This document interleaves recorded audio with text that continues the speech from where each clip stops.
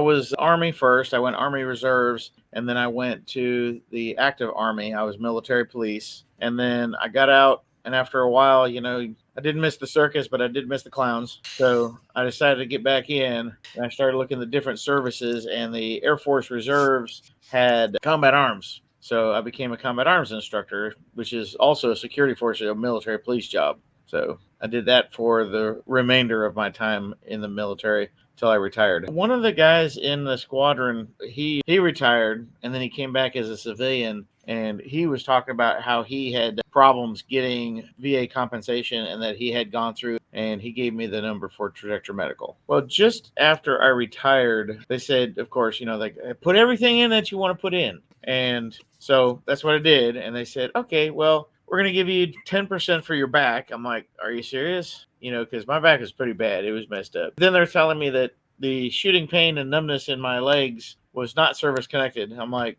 okay. So then they gave me 10% for plantar fasciitis, and that's it. They didn't give me anything for my hearing loss, even though I was a firearms instructor on a concrete range, and then other stuff. But I just kind of sat there treading water for a while. And then this other gentleman said, you need to talk to these folks that got me to 100%. I was like, okay. So I kind of held on to the number for a minute and procrastinated and finally took care of business. And now I'm at 80. So you said getting through the journey. The first increase was up to 40%. I was like, okay, cool. So, I went from like $300 to $800, which was helpful. I'm like, look, dude, a lot of people are like, oh, some of these companies are predatory. It's like, Trajector Medical is not predatory. They tell you up front what they're going to charge you, and you either agree to it or you don't. So how is that predatory? I say their goal is to get, and what I've been told by you guys is the goal is to get everybody to 100% if you can, period.